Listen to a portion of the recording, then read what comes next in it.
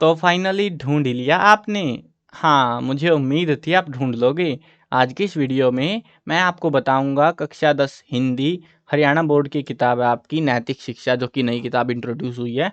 तो इसका चैप्टर 3 मैं आज आपको एक्सप्लेन करने वाला हूँ। पाठ का नाम है मीठी वाणी, जिसको हम सूक्तियाँ कह रहे हैं, यानी कि अच्छी बातें, ज्ञानपूर्वक बातें हमें इस चैप्टर के अंदर बताई गई हैं, जो कि पहले संस्कृत में है, फिर उसको ट्रांसलेट करके हिंदी में हमारे स्टाइल में जो है, ताकि हम समझ पाएँ कुछ एटलीस्ट उसमें से, तो वो चीज़ें बताई गई हैं। चलो शुरू करते हैं वीडियो को। मैं हूं अजय और आप देख रहे हैं सीसीएल क्लास। लेकिन हाँ, वीडियो स्टार्ट करने से पहले आपको बता देता हूं, आपको ये जो बुक है नैतिक शिक्षा की कक्षा 10 में, तो इस किताब का पूरा सॉल्यूशन मिल जाएगा, लिखा हुआ भी और वीडियोस भी, जिसके अंदर मैं हर एक चैप्टर का एक्सप्लेनेशन, इंपॉर्टेंट क्वेश्चंस, एमसीक्यू, अभ्यास के प्रश्न उत्तर, सारी चीज़ों की वीडियोस भी बना दूंगा और साथ में जो है आपको एक्सप्लेन भी कर दूंगा। जिस हिसाब से एग्जाम में आएगा, एग्जाम का भी चेकआउट करूंगा मैं क्या क्या चीज़ें आएंगी, तो उस हिसाब से मैं सारी चीज़ें आपको इसी चैनल के ऊपर प्रोवाइड करने वाला हूँ। चलो अब शुरू करते हैं। लिंक मैं डिस्क्रिप्शन में दे दूंगा, जो आपको रिक्वायर्ड रहेंगे प्लेलिस्ट का भी, वेबसाइट का भी। अब शुरू करते हैं चैप्टर को, इस प्यारे से चैप्टर को। बहुत प्यारा और खूबसूरत बातें हैं, हो सकता है आपको खूबसूरत लगे या ना लगे। अब मैं ऐसा क्यों कह रहा हूँ, क्योंकि देखो प्राचीन समय की बात है, मतलब बहुत प्राचीन की बात कर रहे हैं वैसे हम, लेकिन प्राचीन समय की बात है। उस समय जो है समाज के अंदर एक आदर्श हुआ करते थे, जो कि आज नहीं बचे हैं, बहुत ही कम रह गए हैं। अपनी बातों पे वो डटे रहते थे। तो यही चीज़ों को देखते हुए उस टाइम पे जो बातें कही गई वो बढ़िया थी उस टाइम के लिए, लेकिन अभी जो है माहौल बदल चुका है। लेकिन फिर भी आज भी हम उन बातों को अपना आदर्श मानते हुए उनको फॉलो करने की रिकमेंडेशन लेते हैं। चलो देखते हैं वो क्या क्या बातें हैं। सुक्ति शब्द दो शब्दों से मिलकर बना हुआ है, सु प्लस उक्ति, यानी कि अच्छे वचन, सुक्तियों के सार क्या लिखा हुआ भाई, ये सार्गवृत शब्दों द्वारा जीवनोपयोगी बातें बताई जाती हैं। मीठी वाणी से संबंधित कुछ सुक्तियां देखिए। देखो ये सुक्ति, सु प्लस उक्ति, सु का मतलब अच्छी और उक्ति का मतलब बातें या वचन। ठीक है, वचन को बातें ही कहते हैं, मतलब सभ्य हिंदी के इस्तेमाल हो रहा है यहाँ पे। अच्छे वचन, अच्छी बातें हमें यहाँ पे जानने को मिलेंगी। चलो जानते हैं क्या क्या है, कुछ पैरे से संस्कृत में। अब संस्कृत के मैंने शब्दार्थ इसीलिए नहीं दिया आपको यहाँ पे, क्योंकि रिक्वायर्ड नहीं थे। अब जो जो चीज़ें जहाँ पे रिक्वायर्ड होंगी मैं वहाँ पे वो ऐड ऑन कर दूंगा। ठीक है, ये टेंशन मत लेना कि भाई तुमने तो ऐड ही नहीं करा यहाँ पे, हमें तो शब्दार्थ चाहिए थे। देखो शब्दार्थ तभी दूंगा, मैं प्रोवाइड कराऊंगा जब उनकी रिक्वायरमेंट होगी, क्योंकि अब यहाँ पे हमें कोई रिक्वायरमेंट नहीं है उन चीज़ों की। हमें समझना भी नहीं है कि इस संस्कृत का क्या मतलब है, हमें एक्चुअली में ये समझना है कि इनमें जो बातें हैं वो क्या है। ठीक है, वो यहाँ पे इन्होंने चैप्टर में ऑलरेडी दे रखी है, जिस चैप्टर के अंदर बीच में कुछ है 2-3 चैप्टर जिनके अंदर सिर्फ मतलब ऐसे जो है प्राचीन भाषाओं का इस्तेमाल है, लेकिन उसकी कोई एक्सप्लेनेशन नहीं है। तो उनके अंदर मैं शब्दार्थ भी दूंगा, आपको सारी चीज़ें प्रोवाइड कराऊंगा। बट जहाँ पे रिक्वायर्ड है, अब यहाँ पे रिक्वायर्ड नहीं है, तो मैंने सीधा जो है आपको पहरा और भाव ऐसे ही दे दिया है। ठीक है, चलो। जिह्वा अग्रे में जिह्वा मूले मधुलकम, तो ये संस्कृत की एक लाइन है जो कि अथर्ववेद से ली गई है। पहला कुछ अध्याय श्लोक कुछ होगा, 34वां श्लोक, दूसरा कुछ है,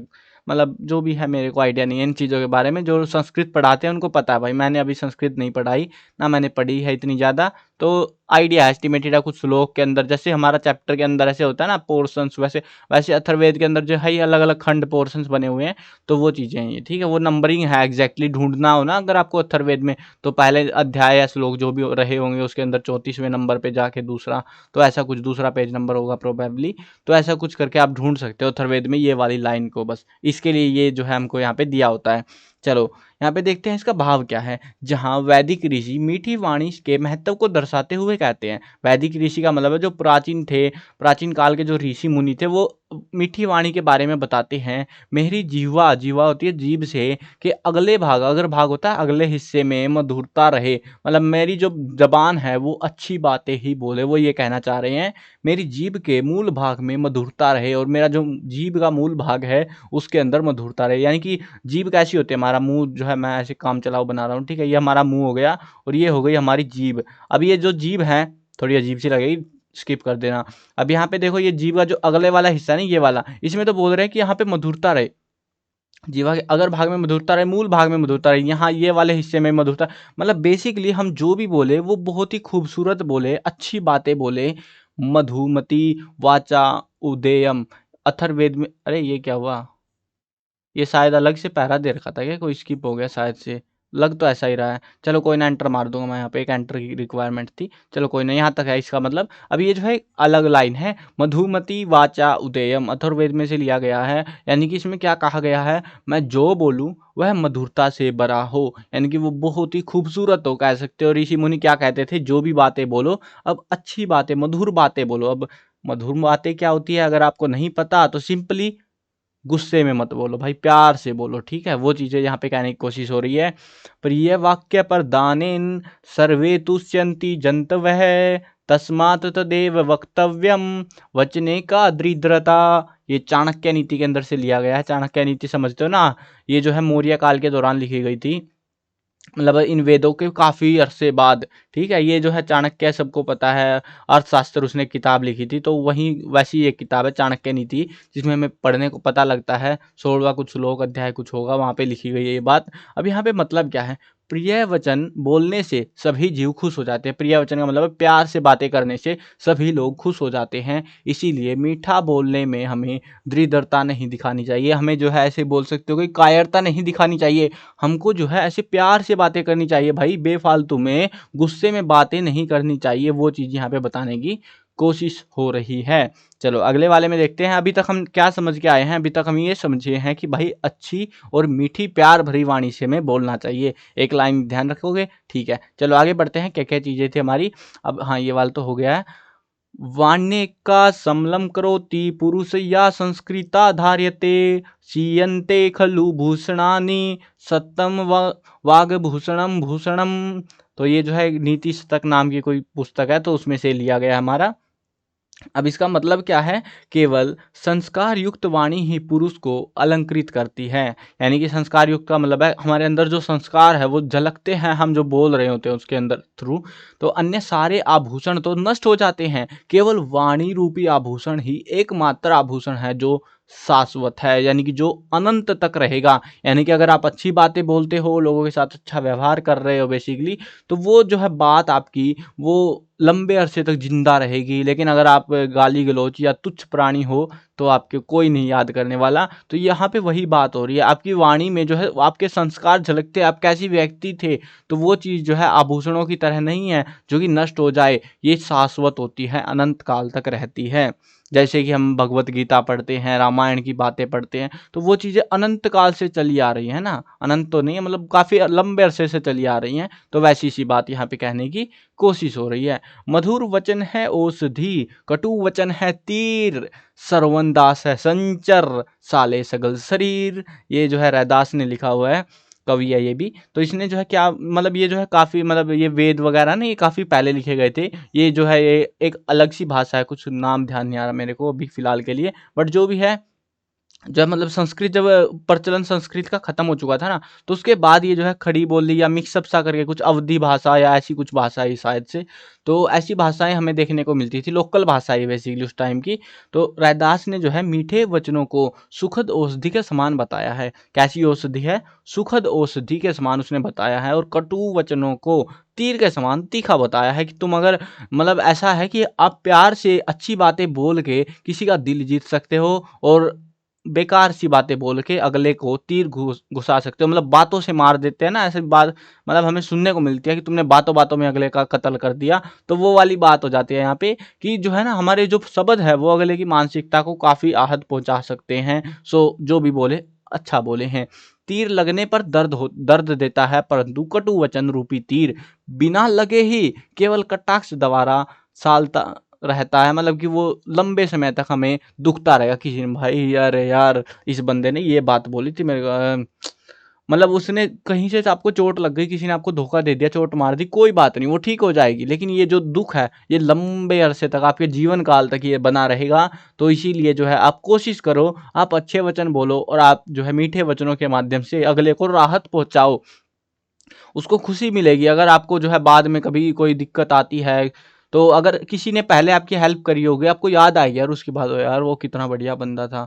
तो वो जो वचन है वो, उसने तो आपके लिए कुछ नहीं करा, बल्कि उसकी जो बातें थी उन बातों ने आपको इतना खुश कर दिया है, आपके लिए वो उन्होंने औषधि का काम करा है। तो वही बात यहाँ पे कर रहे हैं कि अगर आप अच्छी वाणी बोलते हैं, अच्छे वचन बोलते हैं, तो आप जो है किसी का फायदा भी कर सकते हो, किसी को खुश कर सकते हो। और अगर आप बेकार बोलते हो तो भैया अगले को आहत भी पहुंचा सकते हो, दुखी भी कर सकते हो। तो आपकी बातें जो है ज़्यादा मायने रखती हैं एज कंपेयर हथियारों से। चलो आगे बढ़ते हैं। ये तो सबको पता होगा ना, मतलब ऑलमोस्ट सब ने पढ़ी है ये बात। ऐसी वाणी बोलिए मन का आपा खोए, औरन को शीतल करे आपू शीतल होए। क्योंकि भाई कबीरदास है और कबीरदास की तो हमें बहुत पढ़ाई गई है, बहुत ज़्यादा पढ़ाई जाती है। अब कबीरदास जी कहते हैं हमको, हमें ऐसी वाणी बोलनी चाहिए जिससे हमारे मन का घमंड दूर हो जाए। वाणी स्वयं तथा दूसरों को भी शीतलता प्रदान करने वाली होनी चाहिए। यानी कि हम तो खुश हो ही अपनी वाणी से, आवाज़ से, बातों से, लेकिन साथ में सामने वाला जो जिससे हम बात कर रहे हैं वो भी, उसको भी खुशी महसूस होनी चाहिए। अब ये सेम लाइन है, देखो अगर ध्यान दोगे ना, रैदास ने जो बात कही थी वही बात कबीरदास ने अपने स्टाइल में कही है बस। मतलब अच्छी बातें आपको फ़ायदा देंगी और बेकार बातें आपको नुकसान देंगी, सामने वालों को भी नुकसान देंगी। तो इसीलिए अच्छी ही वाणी बोलनी चाहिए।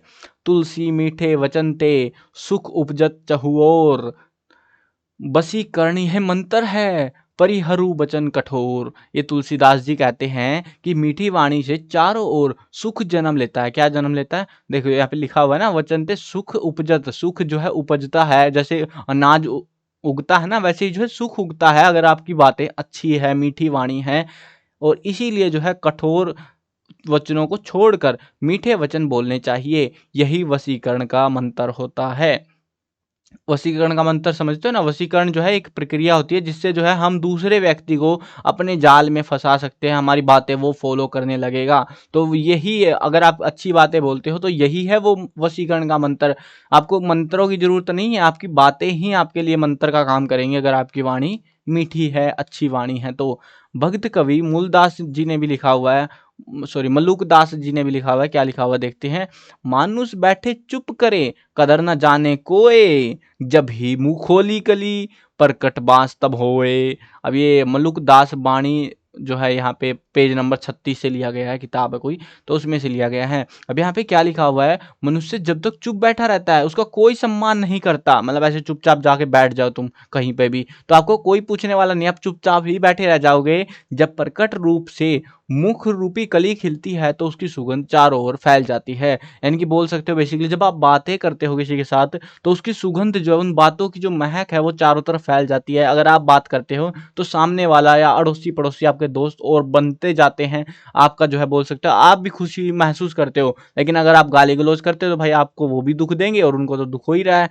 तो वो चीज़ यहाँ पे कहने की कोशिश हो रही है। बेसिकली अभी तक हम जो भी समझे हैं वो ये है, हमें अच्छी वाणी बोलनी चाहिए, अच्छी बातें करनी चाहिए किसी के साथ, किसी को दुखी नहीं करना चाहिए बेफजूल में। ठीक है, चलो आगे बढ़ते हैं। मधुर वचन ते जाट मिट, उत्तम जन अभिमान, तनिक शीत जल सो मिटे, जैसे दूध उफान। ये वरिंद में लिखा हुआ है। यहाँ पे क्या कहते हैं, जहाँ कवि जो है वरिंद कहते हैं, कवि का नाम है ये, तो कि जिस प्रकार थोड़ा सा शीतल जल डालने से दूध का उफान मिट जाता है। जैसे गुस्सा आ रखा होता है, क्या होता है, मैं आपको बाद में कंक्लूजन दूंगा टोटली क्या मामला है क्या नहीं है।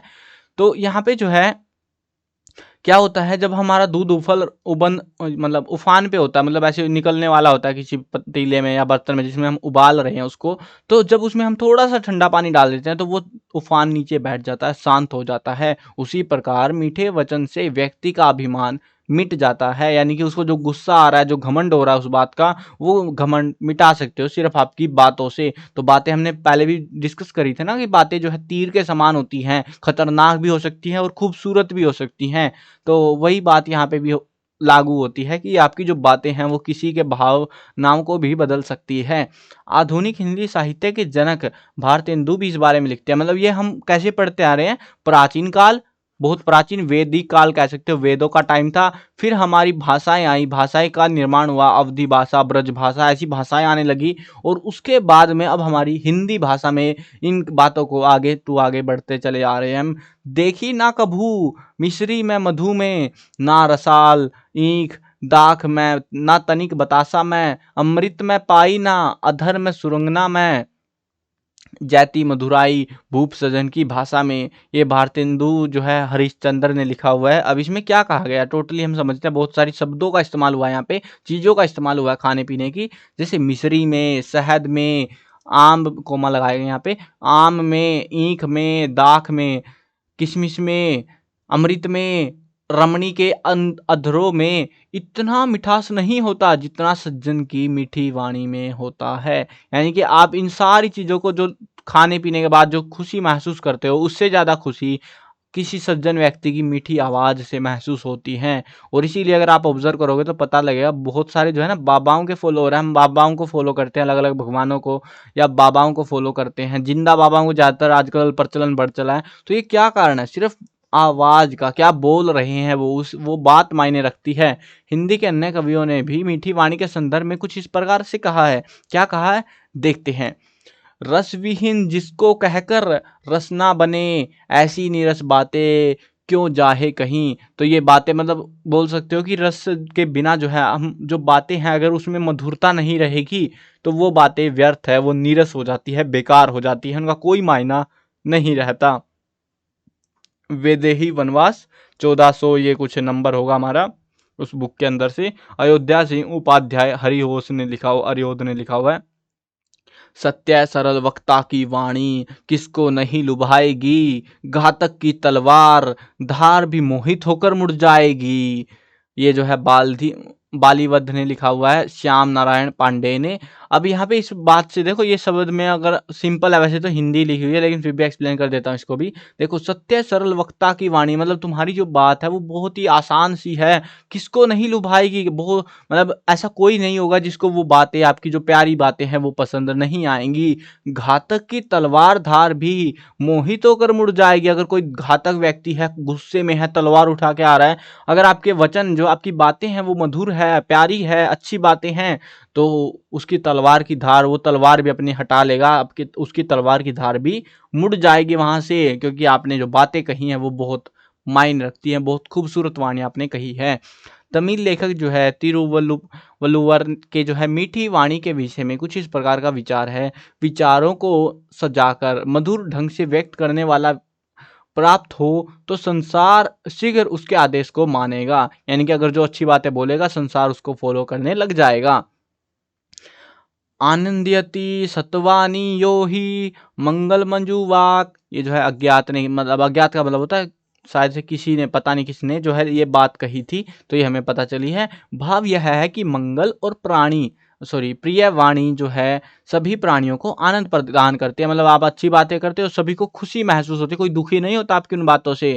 हिंदी भाषा की एक लोकोक्ति भी है, गुड़ ना दे तो गुड़ की सी बातें तो करे। मतलब तुम मीठा नहीं खिला सकते हमको, कम से कम मीठी बातें ही कर लो भैया, और नहीं तो कुछ कर सकते तुम।